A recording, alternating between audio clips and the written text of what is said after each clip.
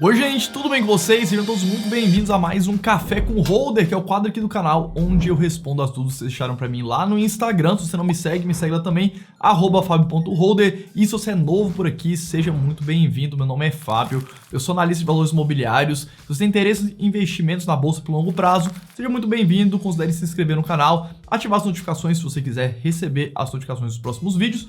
E vamos embora aqui para nossa primeira pergunta. Vou pegar meu cafezinho, que hoje eu tô com café aqui também. E vamos para a primeira pergunta aqui do Juliano do Bem. Faz sentido ter Itaú e Itaúsa na carteira?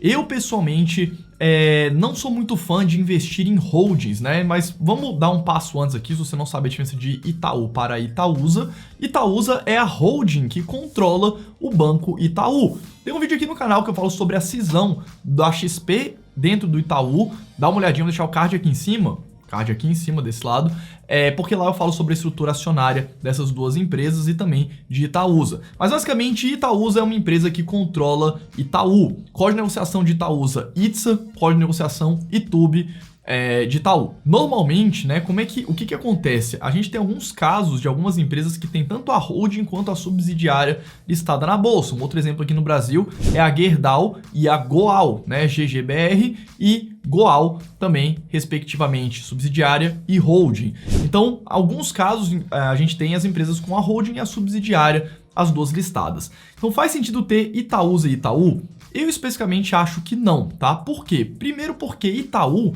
representa mais de 90% dos investimentos de Itaúsa. Então não é como se fosse tão diferente assim você investir em Itaúsa ou em Itaú. Quando você investe em Itaúsa, no final do dia você está investindo praticamente só em Itaú, porque a gente tem uma representatividade de mais de 90% de Itaú Unibanco dentro de Itaú SA. Mas, além disso, algumas pessoas, eu vejo alguns investidores optando por investir em Itaúsa porque supostamente existe um desconto de se investir em Itaúsa frente a se investir em Itaú. E é verdade que existe um certo desconto entre você investir na holding em relação a você investir na subsidiária, mas esse desconto ele é muito menor do que parece. Já fiz um vídeo explicando essa diferença, vou deixar o card aqui em cima, mas basicamente quando você investe na Itaúsa, a Itaúsa tem dívidas a mais que Itaú não tem, Itaúsa tem um conselho de administração a mais e os funcionários que Itaú não tem, ou seja, ela tem mais despesas, e Itaú SA também tem mais imposto do que Itaú, porque é uma outra empresa que está ali em cima.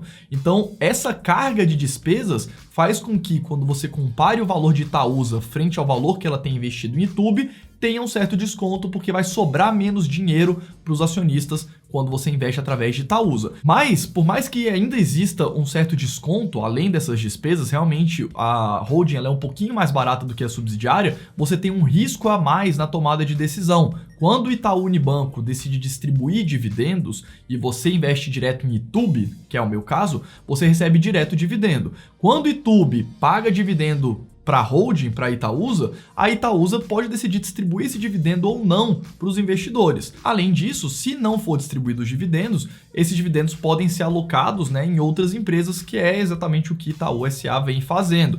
Então, não necessariamente Itaú SA vai fazer investimentos piores, mas você tem um risco a mais porque o dinheiro que está saindo de Itaú indo para Itaúsa, uma parte pode ir para outros investimentos que sejam mais arriscados ou que não deem tantos frutos quanto a subsidiária. Então, o que você tem que decidir é qual tipo de risco você quer tomar. Você quer ter o risco da holding pagando um pouquinho mais barato? Ou você quer ter um risco menor investindo direto na subsidiária? Essa regra costuma valer para toda a relação de holding e subsidiária, onde a subsidiária represente quase todos os investimentos da holding. Otávio Freire perguntou o seguinte: para quem está começando, qual a importância de ter renda fixa na carteira? Essa é uma excelente pergunta.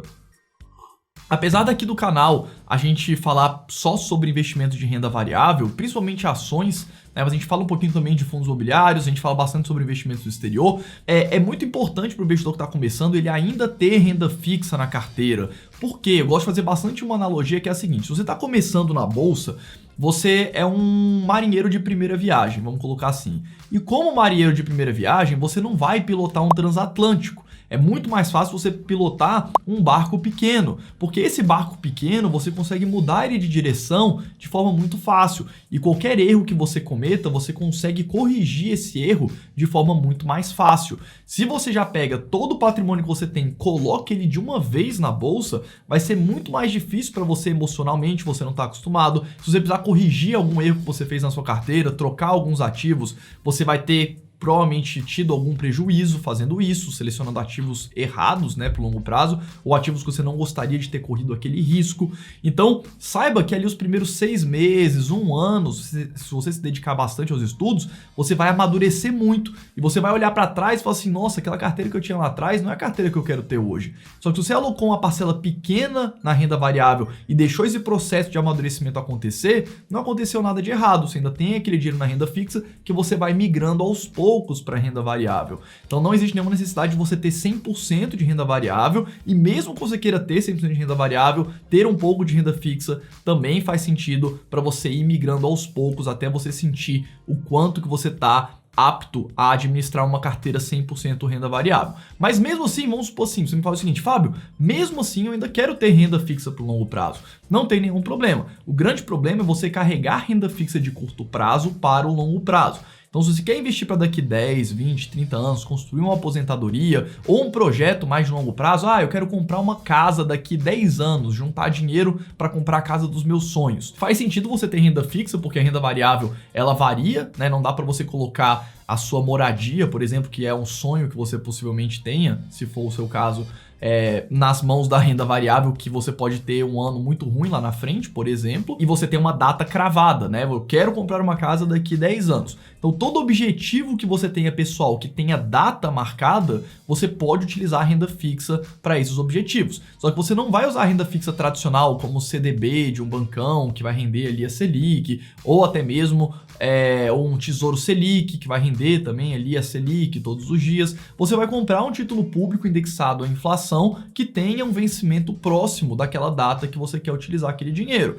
Aqui no Brasil a gente tem os tesouros IPCAs+, que são os títulos que são indexados à inflação e ainda te pagam juros acima da inflação. Então, para o investidor de longo prazo que quer construir patrimônio, você também pode ter esses títulos indexados à inflação, mas lembre também que esses títulos eles têm uma volatilidade bem alta, né? Não é uma renda fixa comportada como o pós-fixado de um CDB de um bancão ou um Tesouro Selic, por exemplo. Mas ainda assim cabe em uma carteira de investimento de longo prazo sem nenhum problema. Jonathan Breu perguntou o seguinte: por que fazer aportes iguais em todos os ativos e depois rebalancear? Eu falei sobre isso lá no meu Instagram, eu acho que é importante a gente elaborar aqui um pouquinho mais, porque eu vejo que quando o investidor está começando, ele acaba se preocupando com muitas coisas, né? Quais ativos que eu vou ter, qual que é o meu perfil de risco, quais são os meus objetivos, quais são os ativos que vão cumprir com o meu perfil de risco, com os meus objetivos, quanto que eu vou dar de peso para cada um dos ativos. Então existe uma metodologia, um passo a passo,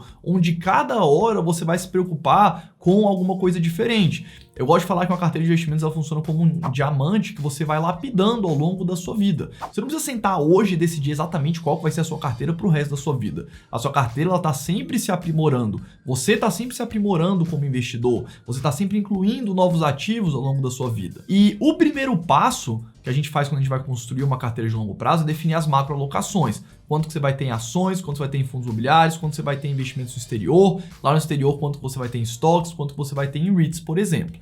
Definido isso, você vai definir os ativos ali dentro. Você vai definir se você quer ter uma alocação passiva através de ETFs, simplesmente replicando o mercado, ou se você vai querer ter uma alocação ativa, selecionando ações, ou se você vai fazer uma combinação dos dois, que é o que eu faço pessoalmente na minha carteira, uma parte passiva, uma parte ativa. Aqui no Brasil, eu pessoalmente só tenho alocação ativa, não tenho ETFs. Lá nos Estados Unidos eu tenho tanto ETFs quanto alocações ativas direto em empresas.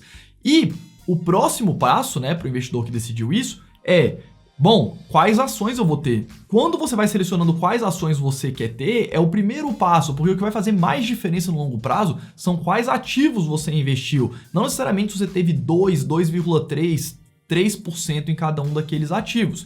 Então, uma vez que você selecionou os ativos, gastou o seu tempo, a sua energia para selecionar os ativos, Aí sim, o próximo passo é você calibrar, lapidar um pouco mais a sua carteira, dando pesos específicos para cada um dos ativos. Uma regra geral que a gente sempre segue é: quanto menor o risco de um determinado ativo, de uma ação, maior o peso que você dá para ela na sua carteira. Quanto maior o risco daquele ativo, menor o peso que você dá para aquele ativo na sua carteira, porque os ativos muito arriscados, eles quando performam bem, eles sobem muito. Então, você tem um percentual grande neles e eles performam bem, você vai ficar com metade da sua carteira em um ativo super arriscado. Você provavelmente vai ter que vender uma parte da posição e provavelmente no longo prazo você não vai ser totalmente recompensado pelo risco que você correu lá atrás, porque você teve que fazer algumas vendas para você não ficar com um percentual muito grande de um ativo muito arriscado. Basicamente, essas são as regras. Então, não é que você não precisa ter pesos diferentes em cada um dos ativos, você precisa fazer essa calibragem, mas eu não me importaria tanto com isso num primeiro momento se você está começando a montar a sua carteira.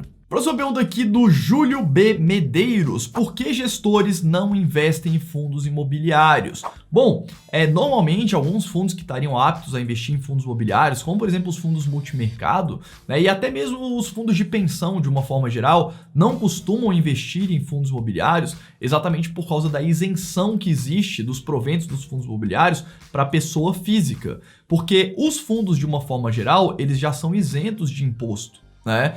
O imposto acontece, por exemplo, nos fundos de pensão. Os fundos de pensão são isentos de imposto. O investidor só vai pagar imposto sobre aquele depósito que ele fez lá quando ele for se aposentar e ele estiver recebendo uma renda daquele investimento. Então, os fundos imobiliários, por terem isenção para pessoa física, o mercado acaba precificando esses ativos considerando a isenção de imposto que existe. Porque o que importa no final do dia é quanto você tem de retorno líquido daquele investimento depois dos impostos. Da mesma forma, os fundos de renda fixa, por exemplo, evitam investir em debêntures incentivadas, a não ser que sejam fundos específicos de debêntures incentivadas, porque as debêntures incentivadas já são isentas de imposto.